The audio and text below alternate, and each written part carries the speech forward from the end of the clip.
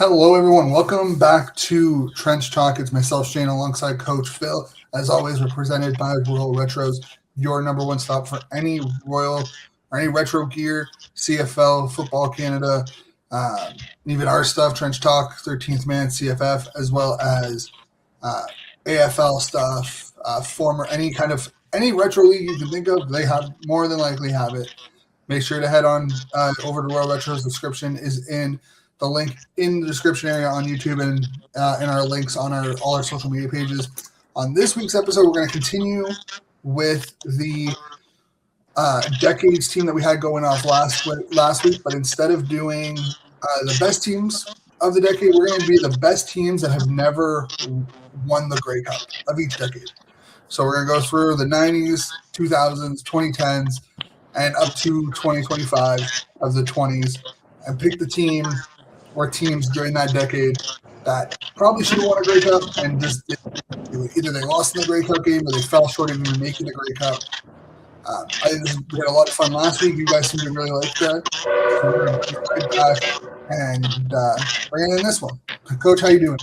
I'm good, man. I'm good. I'm ready to do this one. This one was very interesting because we hear so much about the teams that don't win the Super Bowls or the World Series, but the CFL is kind of like forgotten about because there's been some dominant teams, and a lot of them were offensively dominant, and there are a couple that were defensively dominant. So I think we might have similar answers, and there might be one that might throw people off. But I'm excited to do this one.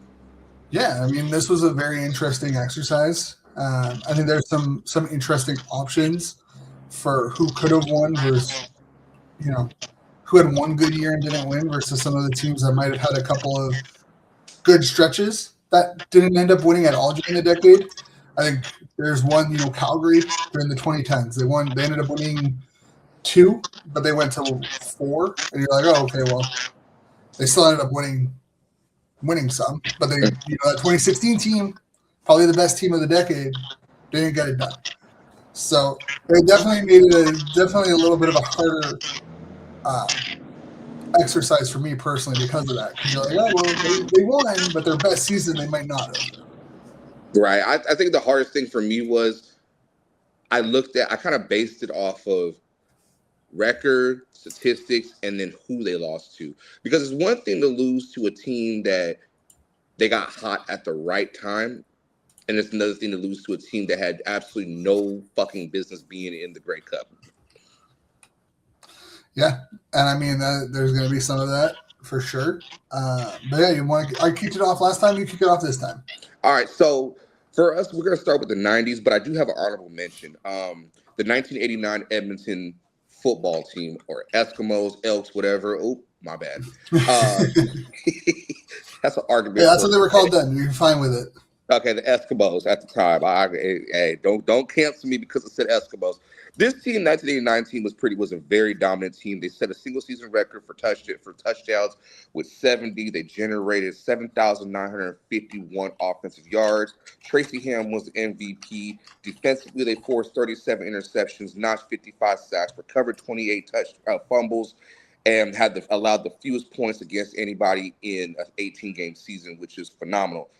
They had a 7-game win streak at one point, and ironically, they lost in the West Final to the 1989 Saskatchewan Roughriders, who went on to play the Hamilton Ticats and have one of the greatest Grey Cups ever. But as far as like the 90s go, we talked about it last week's episode about Calgary's offense and how dominant they were. But the team that was probably the most they were what's the word? They were gel perfect. Everything was just right. The 1994 Calgary Stampeders, man, 15-3. Doug Flutie threw for 5,726 yards, 48 touchdowns. They had another 760 yards on the ground, 8 scores. Tony Stewart had over 1,000 yards, 14 touchdowns. But Alan Pitts, who should have won Most Outstanding Player this season, I'll take that to my grave. He had 126 catches, 2,036 yards, a single season CFL record, and 21 touchdowns. And they lost to the BC freaking Lions in the West Final, the snow game that they had. Yeah, this one was interesting. because almost every team, I think it was out of Montreal and Ottawa because they got disbanded in '96 and Montreal was out for a while. Basically won a Grey Cup during the '90s. Mm-hmm. There wasn't a single team that you look at and you're like, okay, they didn't win it all. So this one, it was very much okay, I got to pick a team that underachieved based off what they did in the regular season. One of those teams is the '91 Eskimos. Yeah. Or Elks, however you want to address them. They were the West team. They were 12-6, arguably, continuing that ride of the '80s. Like, and you lose to Calgary, don't even get to the Grey Cup. We'd probably look at that now and be like, oh, you underperformed, right? I think that would kind of fall in line with a couple of like, oh, you were the favorites, probably should have done really well. But honestly, I think it's got to be the '95 Stampeders. Oh. You talk about the '94 Stampeders. You lose to BC. BC beats Baltimore. Yeah. You come back. They were obnoxiously good during '95. Mm-hmm. They were 15-3. They had over a 200-point differential. They were 9-2 in the division. They were just running roughshod over everyone in the league that year. And you lose. You don't even lose. You get blown out 37-20. Mm-hmm. I feel like that team, that '95 team, is the most underperforming team of the decade. You know what? It's funny, both teams, 94 and 95, they're similar, but they have their differences. Where they relied so much on Flutie, and surprisingly, they had Tony Stewart do really good, but then they end up getting Kelvin Anderson, I think it was the next year or 2 years later, and he wins a Grey Cup with Jeff Garcia, but that's neither here nor there. You relied on Alan Pitts to make plays, and the defense was good, but they weren't great. You go up against, and who knows what would have happened if they would have played Baltimore in '94. I think they could have actually beat that team, but to lose to them in '95, I've watched both '94 and '95 Grey Cups. Baltimore was beatable in the first one. The second one, they were on a damn mission. There was no way Calgary or anybody coming out of at that time, it was North and South. Nobody up North was going to beat that Baltimore team. They were just too damn good. I think that '94 to '96, though, that 3-year period of Stampeders football where they were the best team. They were 15-3, 15-3, and then 13-5. Mm-hmm. And you don't come away with a single Grey Cup. And not even that you don't come away with a single Grey Cup. You only have one Grey Cup appearance out of all 3 years. And you're the standard. You are the team of the decade. You are. How much baseball do you watch? You watch a lot of baseball? I watch a decent amount. I wouldn't say I'm fluent in it, but I pay attention. Okay, what year were you born? 97. 97. Okay, so you were right there. I was born in '94. Remember that for like forever, the Atlanta Braves were super duper good. Yeah. But then they only won one World Series and went to like 6 World Series. That's what I think of Calgary. I automatically jumped to that conclusion because you had all this damn talent, and not just including Flutie. You won a Grey Cup with Jeff Garcia. You had Dave Dickinson at one point. Hell, you won one with Marcus Crandall. Like, what happened in the '90s where they just couldn't get the job done? And people will say, oh, well, they were playing outdoors and Doug failed at playing in the snow. Well, he won a Grey Cup with Toronto in the snow in one of the best Grey Cups ever against Edmonton. So I don't want to hear that myth. I don't want to hear none of that. And like you had in '98 where they went 12-6. Mm-hmm. Like they had a down year in '97 where they went 10-8. They were still an offensive juggernaut at that point. And then you go in and they only get one Grey Cup out of it. They don't win. They don't go to another Grey Cup until '99. They get their Grey Cup in '98, and they go back against '99 and lose to the Tiger Cats in back-to-back years. But still, like you go to that mid, '94 to '97, you get one Grey Cup appearance. Like and don't go to the Grey Cup in '97. and then back-to-back Grey Cups in 98, 99, and only win one of those. So in like a 6-year span, you win 2 Grey Cups, and you were the best team in the league statistically during the regular season, especially in the West, in 5 of those 6 years. And the funny thing is, 94, 95, the crazy part about it was the expansion happened, and we're kind of 93, but 94, 95, you are not just the best team in the league, because a lot of teams are out down south, as they like to say at that time, were not that good. The only team that was pretty good was Birmingham and Baltimore. What mattered was, are you the best team in Canada? Because they were whooping everybody's ass. That's the crazy part about it. Like, Yeah. and the point, they lose to BC, a BC team who absolutely had no business being in the Grey Cup, let alone even being in the damn playoffs. Yeah, it's kind of crazy. Like, You had not knocking Ken Austin, but you had Ken Austin at quarterback at one point, and you let him lead them to a Grey Cup. It's like, how? I don't know, but yeah, I think the Stampeders, and they might show up quite a bit on this list.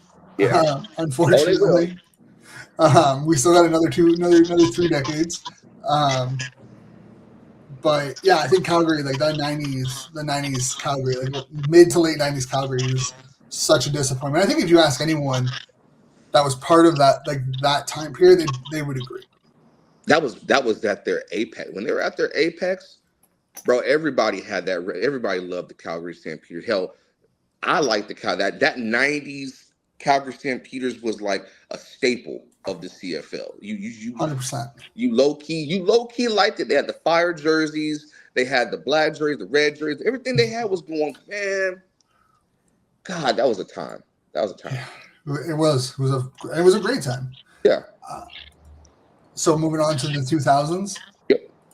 Okay, so this one's interesting. So I'm gonna be very honest. This one, there's an argument to be made that Montreal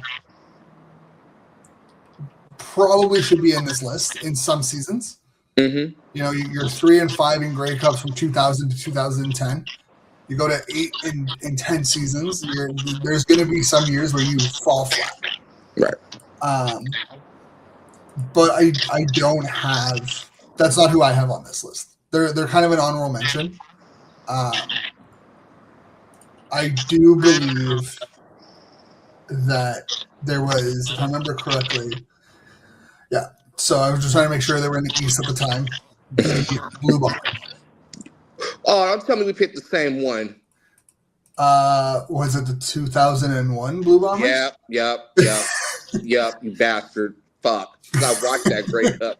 I was like, that's a badass team. You can probably pick, like, I think 2000 is 2001 just because of how well they played that year. Yes. Like, that was arguably their best chance at a Grey Cup. Yeah. And much like Calgary getting blown out by Hamilton or by Baltimore, you get absolutely pumped by Calgary. I think the score 20. Like I don't think the score really, like, you go back and watch the game, Calgary was so much better. Oh, from jump. Watch, like, I tell people, watch, for y'all listening, watch the 2001 Grey Cup from the intro to the last play. It was full on Calgary whooping ass. Yeah, like that score, very generous to both, like to Winnipeg. But if you look at that team, man, I mean, you have the most outstanding player, the most outstanding. You have Doug Brown, most outstanding Canadian.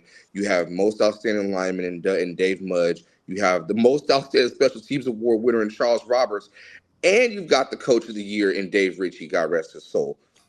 So, and you have a young Arlen Bruce. You've got Milt Stegall, who next season won MOP. Yeah. It's how. And this is what I meant by, like, Montreal should get an honorable mention for some of their years, like 2004, right? You're 14-4. You lose at home by 8 to Toronto. You only put up 18 points when you've put up 500. Like, you and BC were the top 2 offenses in the league, and you only put up 18 points in the East Final. Bro, they got Like, killed. I remember the play that broke the camel's back for Montreal. The kickoff return.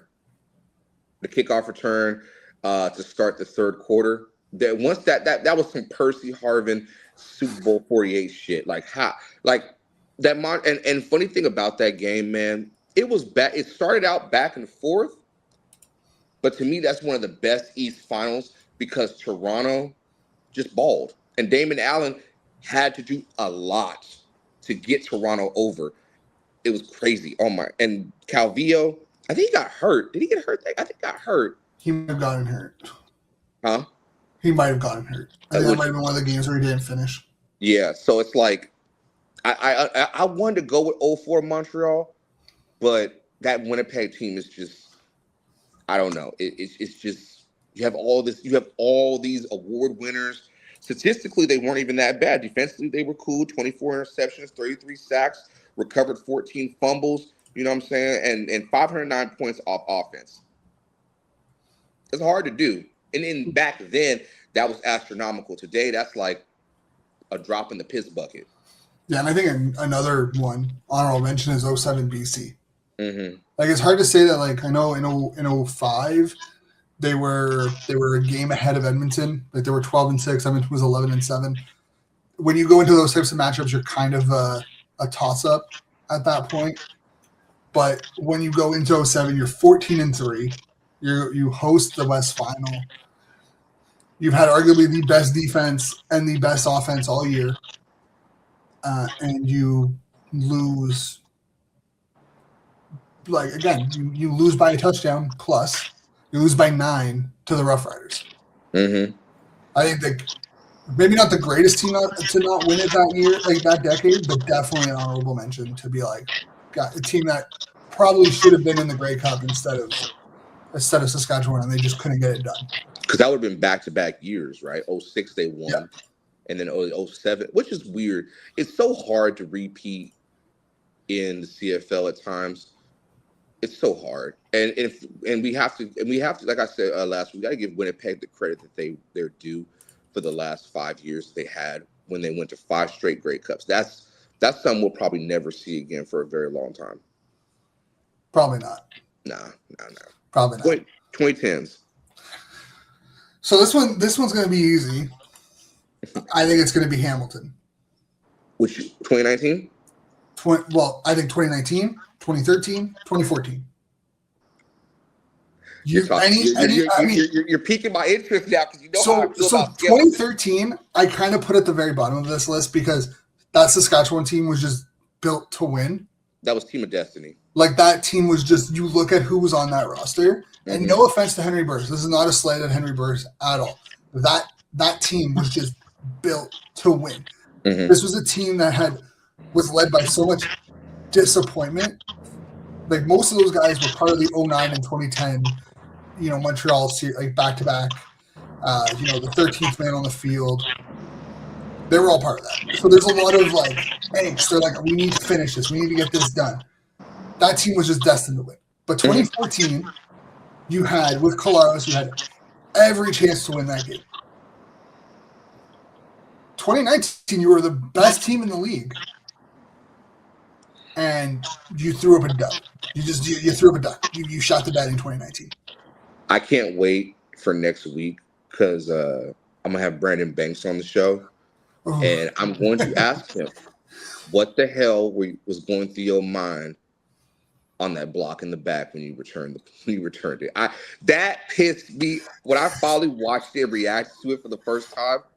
That pissed me off. Oh, it was a rough one, bud. It was a rough one.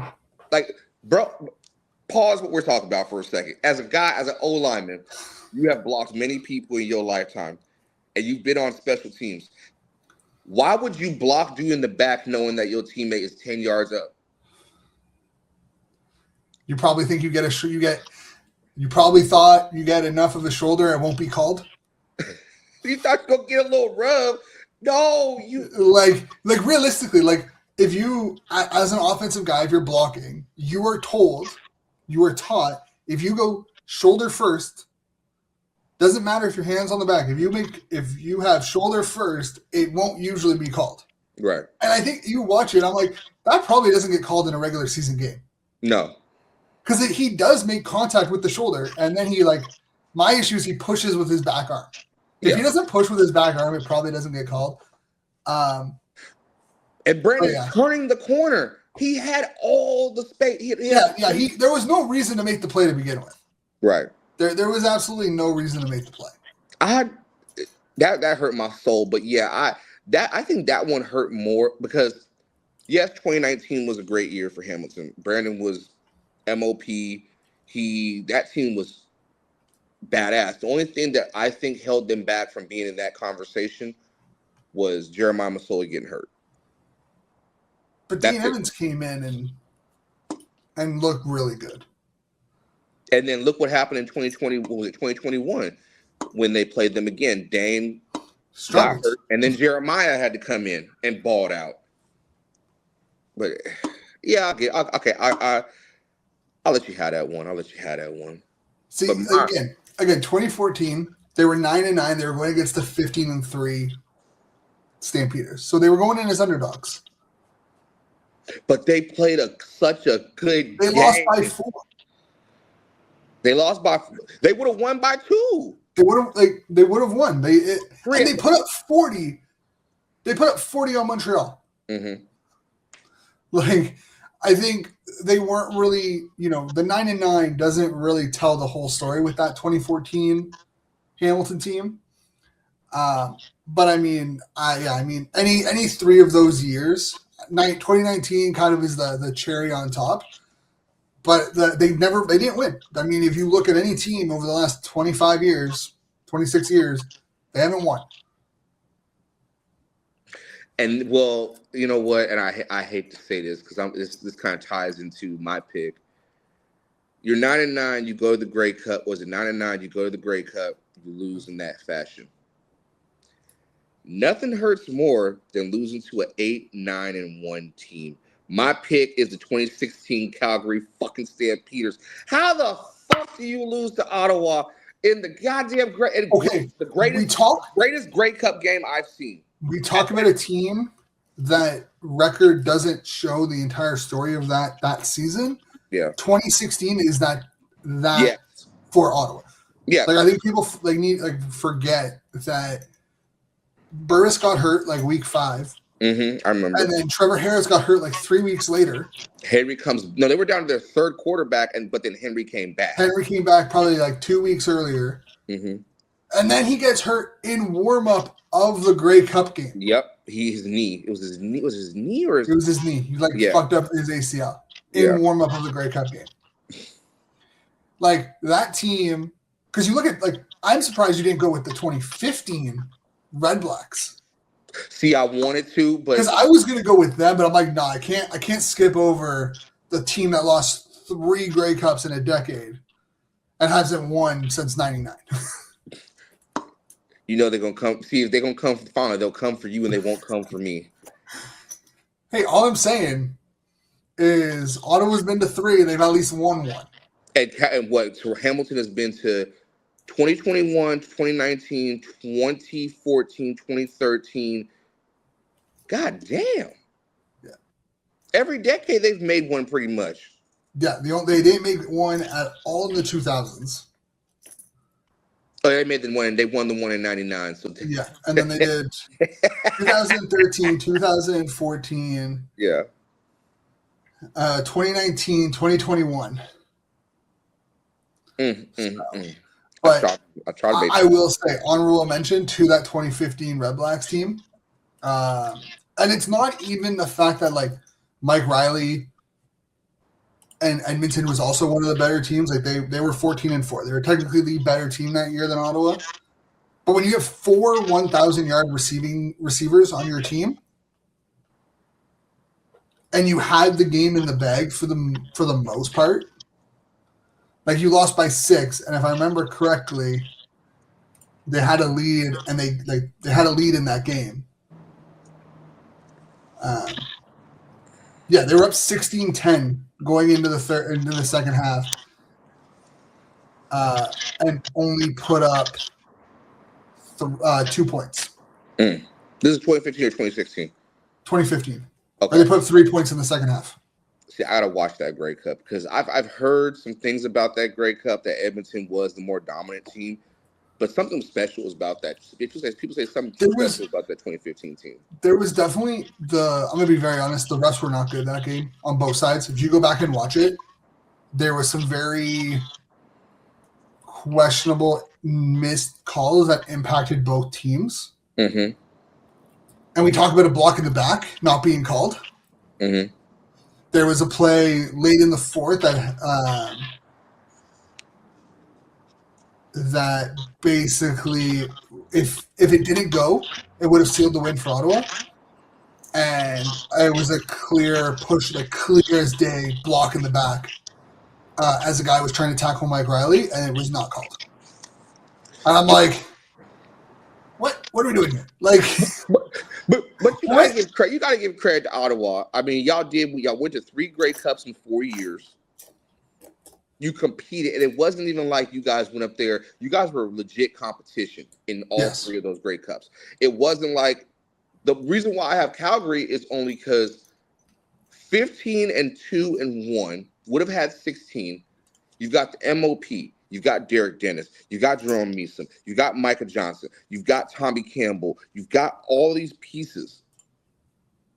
You have the Aaron Rodgers of the CFL because at that point, and everybody knows this, at that point, Bo's offense was, I'm going to sling this rock downfield, and I dare you. I'm not going to throw it intermediate. I'm not going to throw it short. We're attacking your safeties, and I dare you to try and stop us. And it was a tale of 2 halves because they were down 20-7 going into halftime that game. Right. They at one point in the third quarter they were down 27-10. Mm-hmm. And then they came back. They were down 33-23 with 6:21 left to go in the game. Like. But even when I watched that game back, there are plays where I think the defense let up and could have got Ottawa off the field. Oh, 100%. 100%. I won't just blame Bo and Dickinson for the shit. I gotta say the defense because there was long drives that Henry should have been off the field or thrown an interception. And they just hats off to that squad. They just found ways to score. In short situations, too. Yeah, very much. God, that's beautiful. It's such a beautiful game. Go watch the 2016 Grey Cup, y'all. And to be fair, you can also say the same thing about the 2017 Stampeders. Losing to Toronto losing to Ottawa and Toronto back to back. Mm-hmm. To be fair, that 2018 Grey Cup saves Bo Levi. Yeah, quite a bit. Let's be clear: we're not shitting on y'all, Calgary. We're not shitting on the Calgary fans or nothing like that. But it's just facts. You guys have choked more than you guys have actually won. So let's just be clear. Like if you're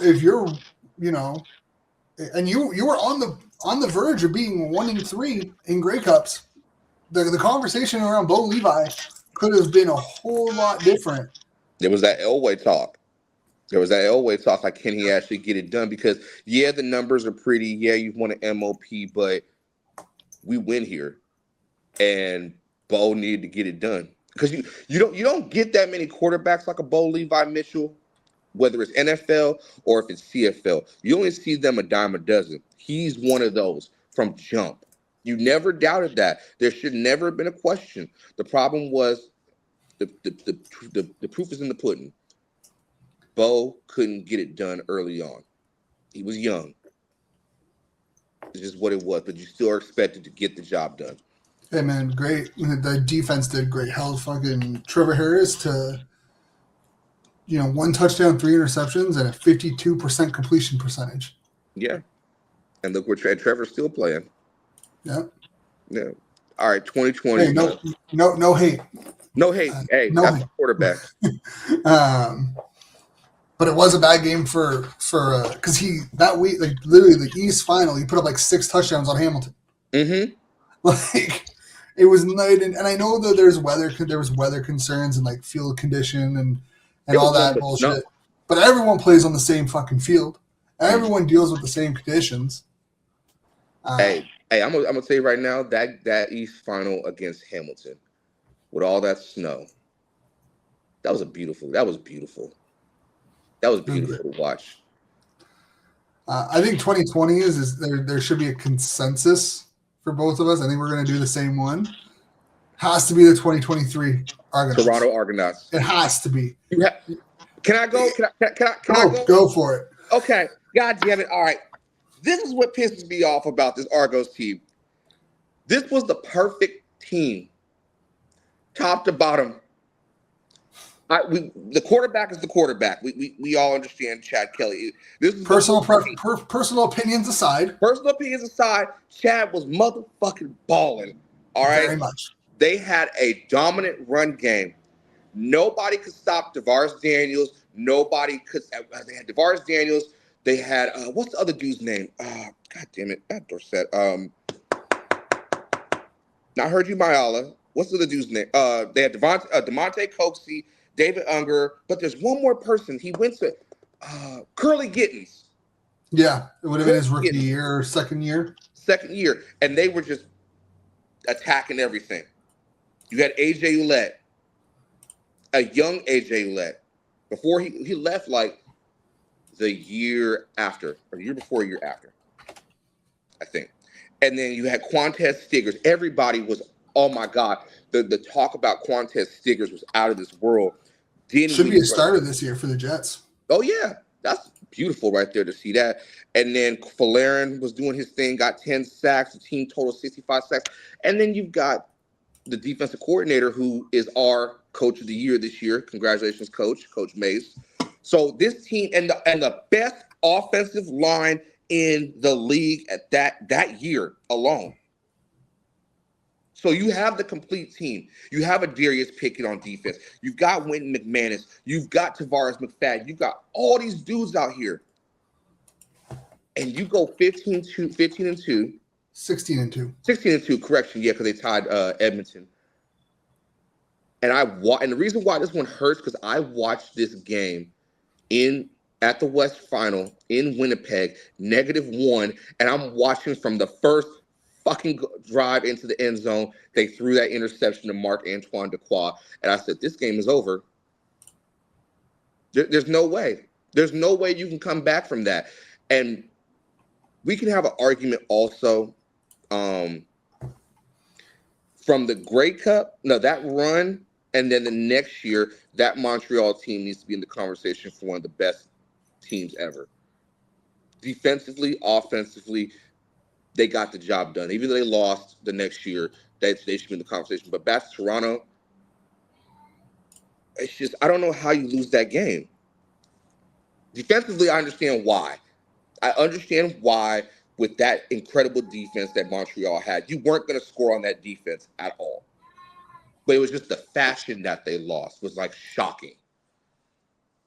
Yeah, I mean, you lose a game when you've held the quarterback to 175, passing yards. You don't really the fact that you got blown out 38-17 is crazy. At home. Sold out. And you know how hard it is to sell out BMO. Yeah, I feel bad for anyone who's at their first experience of an Argos game. Oh, they were talking so much shit about how four interceptions for a total of 131 yards. But you know what else hurt though? They took AJ Ouellette out of the game. They didn't physically take him out, but they made him obsolete. They made him obsolete. When you go up, it was 24-3 heading into the fourth quarter. Yep. That's crazy. I think that 2023 Argos team has to be the consensus pick. And for them to bounce back the next year and win the Grey Cup, you gotta give props to Dinwiddie and just even though 2025 was a shit show. We both agreed 2025 was a shit show. Yeah. He lost. To be fair though, no one expected them to be good. You lost almost over half of your defensive starters from the Grey Cup in 2024. No one's expecting you to be good. But you gain a Jake Ceresna. You still have a Wynton McManus. You develop, Blackburn. You still have a leader in Tavares McFadden. You have that some of those core pieces that make that defense still be able to perform and do what they needed to do. Now, what they did in the Grey Cup, we all saw was a historical ass whooping on Winnipeg. But that 2023 team, they gotta take the L on this one. Yeah, I mean that 2024 team defense, that playoff run defensively. You saw what they did in the East semifinal against Ottawa. It's like they lost like 52-10. Yeah, and they had 3 defensive touchdowns. Yeah, I talked to you when I was in Ottawa. When I was in Toronto the week before, because they played that last regular season game, and then they played them the next week again at BMO. And I was like, and I think you had a conversation about. Actually, we had a conversation during the show that Wednesday about the ass whooping because y'all ain't have no running back at all. Yeah, we had recently retired Braylon Addison set up at running back. And then you had Jamal Morrow, shout out to Maul. He didn't get to play because it's hammy. You had nothing. Oh, and then you guys got rid of Armstead because he flashed on everybody in the doggone sideline. Yeah, that was a whole situation. Honestly, they probably regret it, to be honest. I think my personal opinion, again, I'm not in the locker room every day, and some players might disagree with me, and that's fine. Yeah. My personal opinion is that move did not go over well within the locker room overall. And I think it hurt them more than it helped them.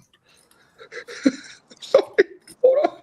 Like, it was the way, I'll start crying because your reaction from when I got back in town, we had the show Wednesday. You found out you had to go back and play Toronto in Toronto. And you said, dude, we don't have a fucking running back. What are we going to do? I was rolling. I was like, yo. And you went on a 20-25 minute tirade. Oh, my God. That was priceless. Oh, that shit was funny to me. Yeah, I'm gonna be honest. Like that, I went in there being like, we're gonna lose. There's really, I'm like, you had a chance to beat them a week prior to get home field, and you threw up a fucking shit egg. I wasn't expecting to go back into Toronto and put up any type of performance. Now, did I think they were gonna get fucking blown out by 30 some odd points? No, I didn't expect to get 50 dropped on our head. But Drew had to throw it 52 times. What was it, 52? Oh, yeah, it would have been. It was ugly. It was not. It was not a pretty. Yeah, they lost by 20. It was 50. It was 58-38. But yeah, it was not a pretty sign. Let me see if I can pull up that game. Oh my God, that's fucking funny. We don't have a fucking running back. I don't know, man. That was such a. I watched the game and I'm like, oh, anything can happen on game day, right? Like, you know what? Anything can happen. Yeah, anything can happen, including 58 points getting dropped on your head. Yeah, he threw it 61 times.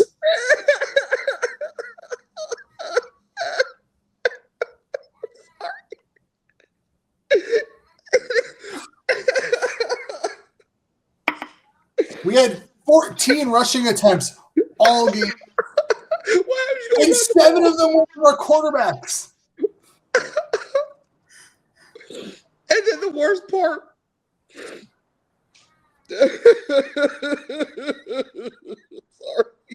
Sorry.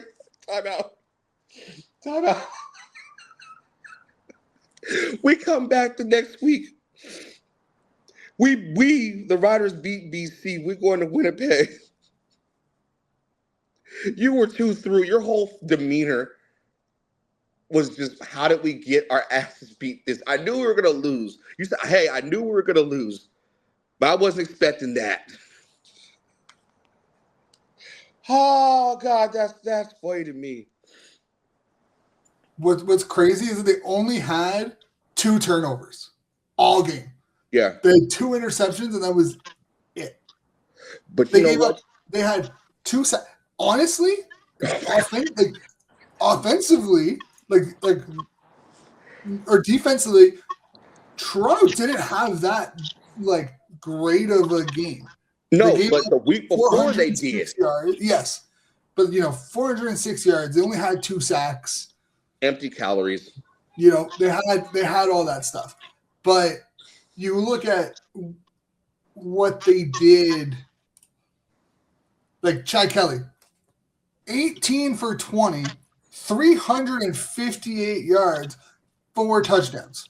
Yeah, because he got Mekhi hurt next week in Polk? Montreal. Mekhi Polk had 4 receptions for 153 yards. DeVaris Daniels, 4 receptions, 88 yards, 2 touchdowns. But they were big plays, though. Mekhi Polk averaged 39.5 yards a reception. His longest was 70.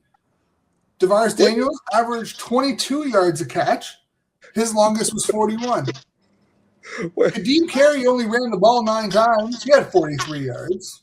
Yeah, but it was a solid 43 that he earned. No, you said Baltimore. You was right. Was it Baltimore that year that was the safety back there? Yeah, I think so. And you was on him. Now, he was injured. I said, why don't y'all play DeAndre Lamont? You said he was shaky. God. Oh, my. That whole – which was worse? No, it was Hunter. Hunter was – Money Hunter. Money Hunter was safety. And he ain't no safety. He was no safety. No. So your back end was fucked up. Everything inside the box was cool. I think y'all had the best front 7 in the East at that time. Oh yeah, front 7 was solid. On paper though. On paper. Front 7 was a solid. It just the corners were awful. They were not good. Which season was worse? Last season, 2025. 2025 or 2024? 2025. I think 2025 from a Red Blacks perspective, from a fan perspective around the team, is on paper. When you go into training camp, on paper, they were arguably the best team in the East. If you look strictly what was available on paper, William Stanback, Adebayo at running back, obviously Hardy, Lewis, Pimpleton, Marner was going to take a step up. You brought in Keelan White. Offensive line wise, you had Pelios. You brought in Gobber. And that's only on the offensive side of the ball. Defensive side of the ball, you think you short up your safety spot with today Adeleke, he retires. Dante Bull on the offensive line, he retires. You deal with injuries. Like Pelios gets hurt during camp, Godber gets hurt during camp, Starkaza gets hurt during camp. There was so many gut punches to last season that were out of your control. 2014 was kind of we peaked, there was injuries, and then we fell off. 2024. Yeah, 2024 was we peaked at 9-1. Back half of the year was hurt. A Darius Pickett getting hurt. It was, we had Money Hunter at safety, which no offense to Money Hunter, but he's not rangy enough to be a safety. He couldn't get the depth that was needed to play that. We had a rookie at Sam, and no offense to Bennett Williams, he was not a Sam. He looked so out of place as a Sam in 2024. It made it easier. Obviously you're disappointed, but from a logical perspective, 2024 was easier to swallow. Yeah. I mean, 2025 was so frustrating because every time we seemed to get rolling, the team got rolling, something would happen. Y'all won 2 games in the first 10 weeks? I don't know what Roland you was talking about, but I remember we had a whole counseling session with you at one point. Well, it seemed like Drew Brown would be getting on a rhythm. And my God. No, stop. Or players would finally start coming back and being healthy. Mm-hmm. And then others would start getting hurt. So you're saying like one would come back and then we drop two more. Yeah, like there is. I don't think at any point during the season did we at one point have our actual starting offensive players You at even mentioned any that. point. No, you never did. So yeah, I mean you bring back Pelios and then you lose, Godbert for 2 games, and Pelios gets hurt because he probably shouldn't be playing. And then you're stuck with a rookie tackle or a center who's never actually played center before. Mm-hmm. Like, it always just seemed like it would bring one up, drop one down. You know, it's funny. Like before, I think this was like the year before we met.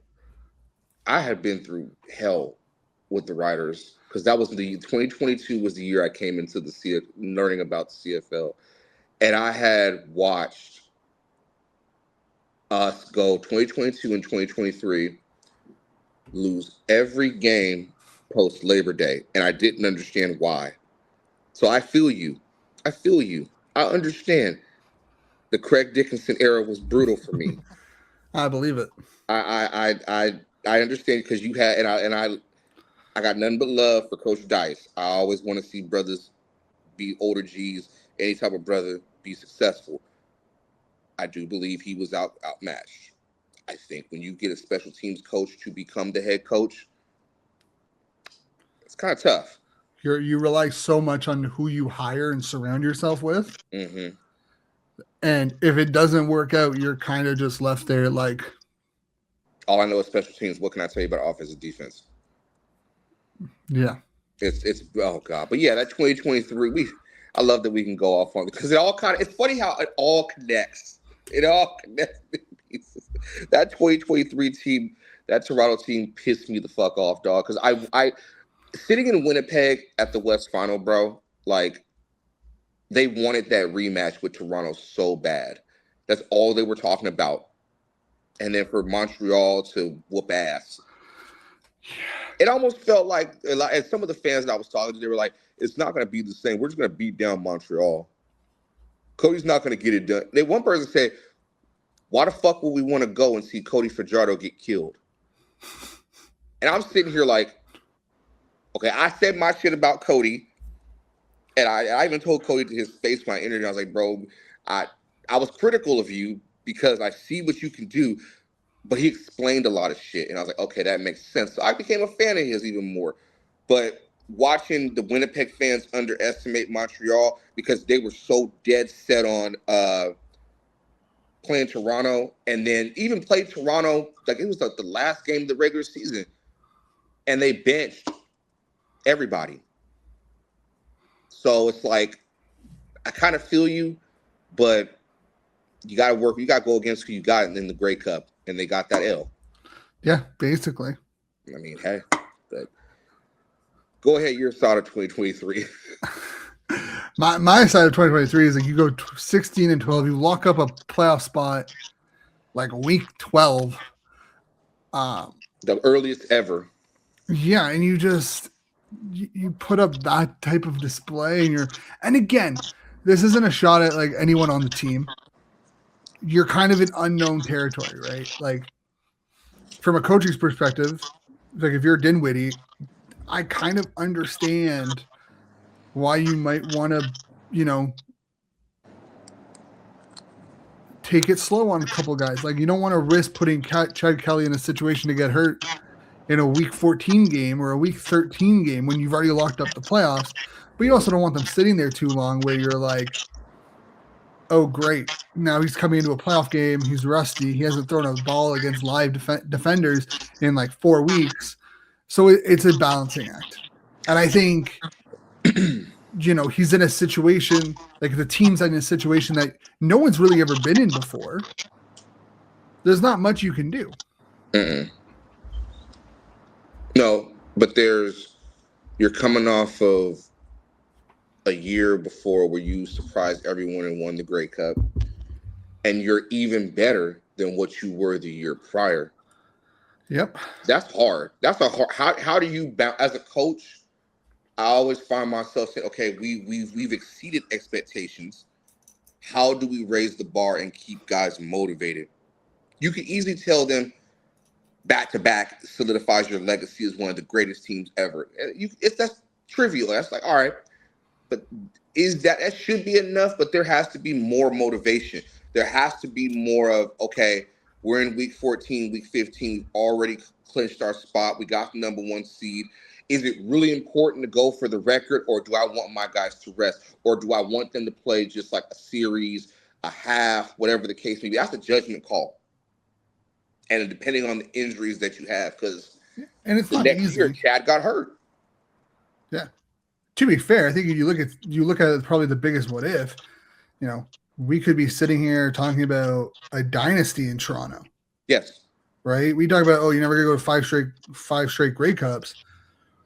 There's a legitimate argument to be made that if they might have gone 15 and or 14-4, have a little adversity, or if they played in a bit of a tougher division, like if their division was a little bit more competent. Yeah. Maybe you're having a conversation around like, Dinwiddie as one of the best head coaches of all time. You win 3 straight, you're automatically in that conversation. I think Dinwiddie. You talk about him as an OC and a head coach. Like, is he one of the best just general coaches of all time? Like, you look at the Toronto Argonauts as a whole, those 3 teams, like what we're talking about them more so we're talking about Winnipeg failing at a dynasty. We're talking about Toronto being a dynasty. And they're young. They were super young, bro. That's the pissed off part. Why is that all these young in a lot of sports, young teams can never reach their potential? It's very rare that you get a young team that peaks so early, and they've other than like in basketball, Shaq and Kobe, or Michael Jordan and Scottie Pippen, Magic and Kareem, like those those anomalies. But then on the other end of the spectrum, you've got the KD, Russ, and Hartons, or you've got in football, you've got I'll even use that as an example. The Seahawks team, so young. Both the Legion of Doom and this team we have now, so young. How far can they go? I think it comes down to experience, right? Yeah, but to peak that early with this Toronto team, with the pieces that there was nobody beating them, except for the one team that gave them a fit was Montreal in the season. Yep. And again, I think you talk about teams, why these young teams struggle sometimes to get over the hump. I think it's generally the lack of experience, right? When you're thinking about all the situations. I know football is very different than basketball, like in every sense of the world. Oh yeah. When you come to basketball, you're probably going to look at the experience factor a lot more, right? You have a guy's first time going versus someone's 4th straight appearance. Like the experience I think in basketball matter more than the experiences in football. Yeah. Overall, I think if you have a quarterback who has the experience, or you have the coaching them has the experience, it makes a little bit better sense. But I don't know. I think that the 2022 to 2024 Argos have a very big argument to potentially be like what if in the last 15 years. Yes, I think they kind of fall into the same category as Calgary, right? That 2014 to 2018 5-year run that Bo and the Stamps were on, that they only got 2 Grey Cups out of. They went to 4 and 5 years. Like, they're in that same conversation. And I'll even throw the early 2000s, mid 2000s, late 2000s Montreal teams. They could have went to the Grey Cup the entire damn decade. I truly believe that. And we talk about the Edmonton Eskimos run that they had with Warren Moon. We talk about the Winnipeg run with Kolaros. But Anthony Calvillo and that Montreal team, what could have been? Yeah. What could have been? They only won a couple. So Toronto, I'll throw them in that category of what if dynasties. No, 100%. I think everyone those make the most sense. Yeah, and Ottawa. I'll even and not to poke the bear, but Yeah, I'll throw that Ottawa squad. That I can see it. I can understand it. 2015, 2016, 2018. I don't know what happened in 2017. I don't know what the hell happened to y'all. We weren't as good as people thought we were, and then we hosted the Rough Riders and got our shit ran down our throat. You said it. You couldn't say it any better. Like that's what happened. We were 8-9-1 again. We hosted the Rough Riders. Rough Riders came in and ran it down our throat. Who the hell is y'all coach? Jeff Fisher, 7-9, 7-9, 8-9-1. It was Dave Campbell. It was Rick Campbell. That 2016 Grey Cup saved his ass far more than it should have. Oh, you know who else I want? I had an honorable mention. I have an honorable mention for this 2020s. Those goddamn BC teams. Offensively, you could have had it. I know it probably wasn't possible, but you had potentially 6 receivers that could have gone 1,000 yards. And it don't matter who the put. And you had an MOP level Vernon Adams before he got hurt. You've got Kid Canada at quarterback. You had Michael Riley. My apologies. Michael Riley. And then just the passing of the torch. And you still fucked that up, Rick Campbell? Yeah. And you went 12-6 like 3 times. You had every chance to go. You have Alex Hollins, Hatch, Javon Catoy, which I still feel like Javon Catoy is being misused a lot at times because he's so fucking big. Justin McInnis, Lucky Whitehead at one point. Hell, and they had James Butler, Smoke Mizell, so many damn. They had William Stanback at one point. Yes. So, and the most you did is 3 trips to the West Final and lose. Like, come and the year that they hosted the Grey Cup, they put so much stock into going to that Grey Cup. There was no way Rick Campbell was going to come back from that because they invested so much into that Grey Cup. They were going to go. Yeah, and shot the bed. and now he's your special teams coach. No, he's not. He's gone. What? Yeah. He was one and done. One hitter quitter. So, but yeah, no. If you want to know how bad that game was against Ottawa, or how bad it was for Ottawa, yeah. Marcus Thigpen, 15 carries, averaged 11.27 yards a carry. His longest was 75 yards for 169 yards. Where the fuck was y'all line at? Not playing. Fucking they lost. Saskatchewan had 464 yards of offense. 200 of it came from the running game. Damn. They had 212 net rushing yards on 27 rushing plays. That sounded like that game Rock had when he came to that first game he had with the Riders.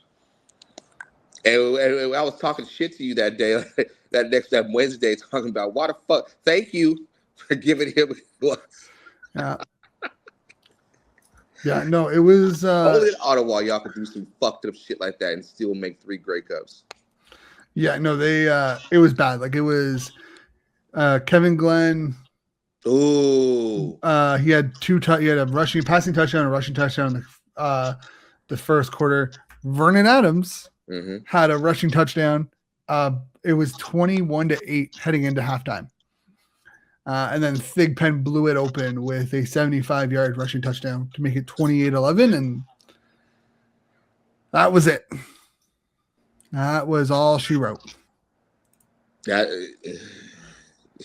And they don't have the drive sheet, but I'm pretty sure on the opening drive, it was like the second drive or the first Saskatchewan drive, they scored a touchdown. And at that point, I was at the game when it happened. I'm like, oh, this game's over. Of course you're at the fucking game. I was at the game. I was watching it, and I'm like, oh, this game's over. Like, literally, the moment it happened, I'm like, yeah, this game's done.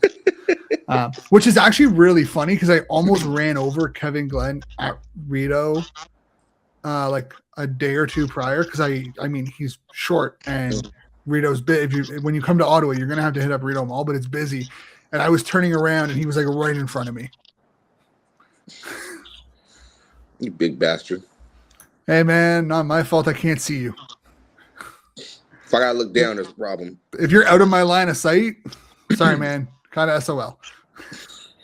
That's what I'll be telling my son all the time. I'm like, dude, I tell my youngest, I'll be like, dude, I can't. Daddy's got a bad neck and a bad back. I'm not looking down to see you. I'm gonna talk to you when you get taller. Exactly. Not like if I have to look down, if you're out of my line of vision when I'm looking straight ahead, you're SOL. First of all, I don't respect you because I can't look at you eye to eye. Like, not for real. Like, don't you feel that way? It's like, dog, if I have to look down at you, it's already bad demeanor that I have to look down at you.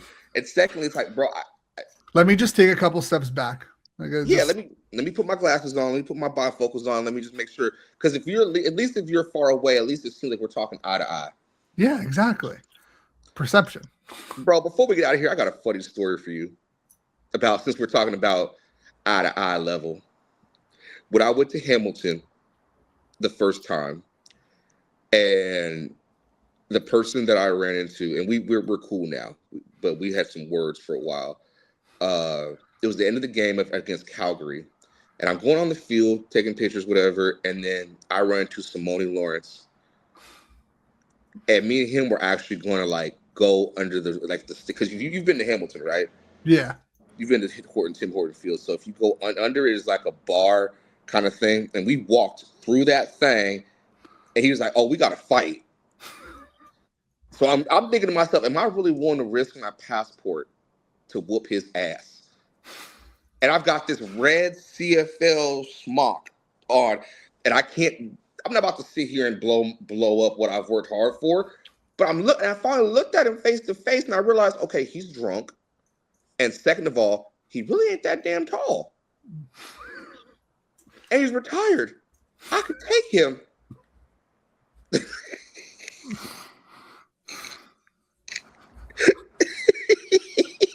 I bullshit you not.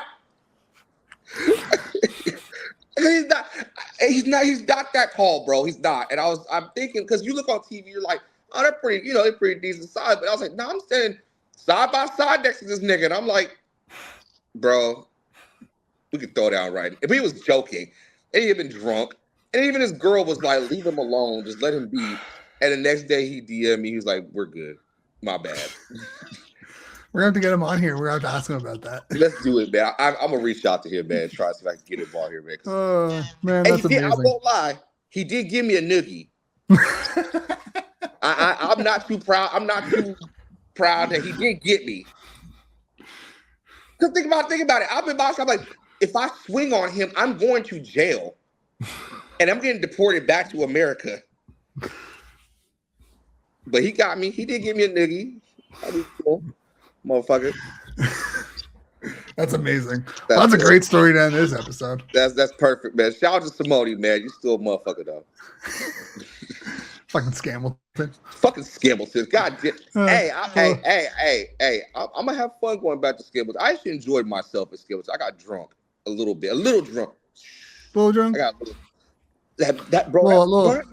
That Mike's Hard Lemonade actually hits you. The spice. Yeah, man. That shit's rocking, bro. Yeah, bro. Know. Those Mike's or Twisted Iced Tea, Twisted Tea. That shit hits. It might take a little while, but that shit hits. Bro, I'm sitting in the Don't let no one tell you those are girly drinks, because I swear to God, anyone who says they're girly drinks has never actually had one. Because you're 6'3", I'm 6 foot. We're bigger guys though, so our alcohol intake is pretty decent. No, bro. Dude, it's the sugar. The sugar makes it hit like yes. And it's great. I still have one in the fridge. I have one of the orange creamsicle Mike Hard Lemonade. God damn it. And you know what? Fuck you, because that just reminded me of another one. Then we'll get out of here. I'm at the airport. I'm coming back from Regina. And I had a 6-pack of Pilsner, and then I had a lager of Pilsner, because I've never had Pilsner before. But all the times I've been to Regina, I was like, I'm going to take some home with me. Bro, I totally forgot I can't take alcohol with me. And I couldn't check my bag, because you can kind of get away with anything with checking your bag. You know what I'm saying? And so I had And so I had somebody come get it, so they're gonna ship it to me. And I'm like, bro, I just wanted a Pilsner. I just wanted, God, people be getting drunk off that shit at the games. But that Mike's changed my life. I was like, it's cold in Hamilton, and I'm getting Yo, drunk. Mike's is great. It's my go. If I'm drinking, I don't drink very often. Yeah. Like I rarely have a drink now. Yeah. But if I'm going out and I'm buying a drink out at like the LCBO, it's gonna be the Mike's Hard 100% of the time. Okay. Either that or Twisted Tea. See, I gotta be at home to drink Twisted Tea by myself because anything can happen. I get drunk, I'm gonna start thrashing some shit. All right, let's get up out of here, dog. It's been a good episode. Love you, all that stuff. We gonna get up out of here. Yeah, this is a great episode. I hope you guys enjoyed it. Remember, hit that like, subscribe, share button on YouTube. Make sure you're following us on Trench Talk on Spotify.